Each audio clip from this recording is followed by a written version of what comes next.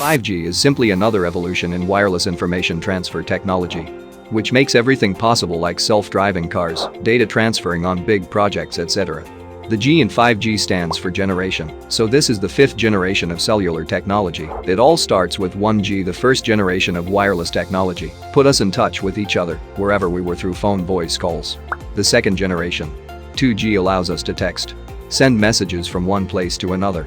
The third generation, 3G, meant we could send and receive data too. It gives us the opportunity to use internet. The fourth generation, 4G, allows us to download video and play games. The jump from 3G to 4G networks was pretty huge. 5G does its magic with three key abilities. First, high bandwidth.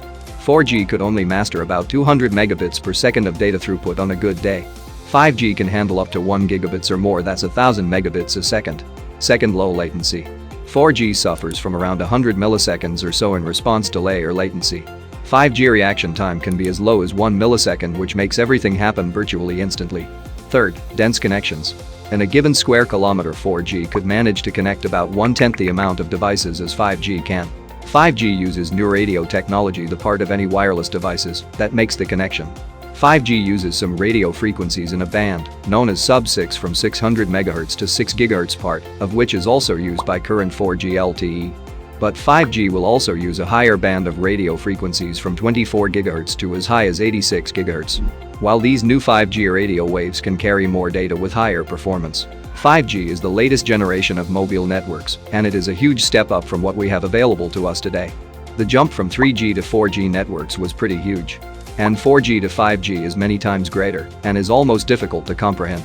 5G can and will utilize a higher band of radio frequencies from 24 GHz to as high as 86 GHz, resulting in far higher data rates and performance like live streams, downloads, and data transfer on multiple places. But with trade-off reduced range. These new 5G radio waves carry way more data to and from devices. 5G operates on three different spectrum bands between 600 MHz and 86 GHz. The three spectrum bands that your 5G network will operate on are: number 1, low band network, which is the most common band used by carriers in the US for 4G LTE. Low band spectrum offers the widest coverage and best wall penetration. 5G running on the low band network will only run around 20% faster than current 4G, with peak data speeds topping out at around 100 megabits per second.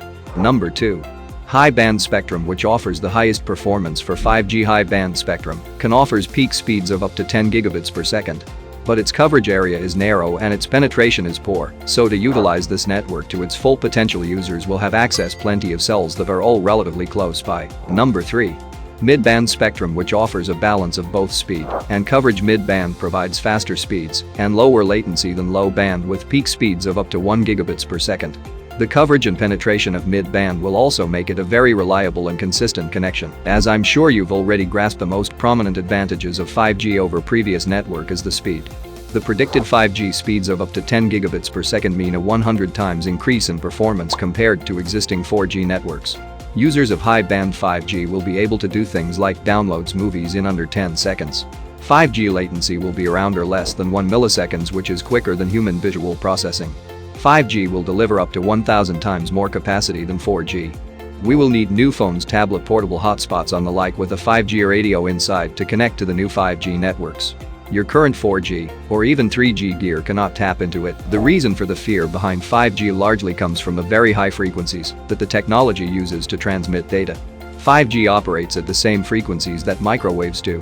And sadly, a general lack of scientific knowledge has led many people around the world to fear that 5G could literally cook your brain.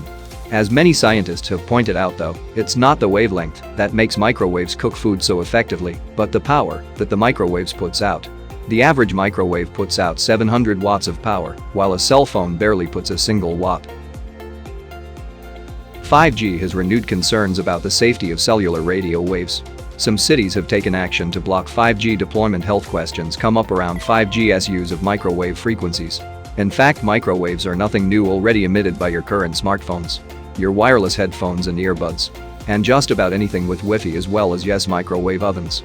But even 5G's highest frequencies are considered by scientists to be non-ionizing radiation.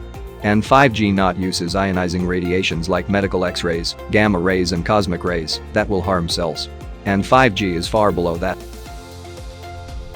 The US CDC, Centers for Disease Control and Prevention, says there is no scientific evidence to provide a definite answer to the question of cellular radio wave safety, whether it's 3G, 4G or 5G. So 5G is totally safe for us. If you learned something new today, then give this video a like and share with the friend. Make sure you subscribe the channel for upcoming amazing content.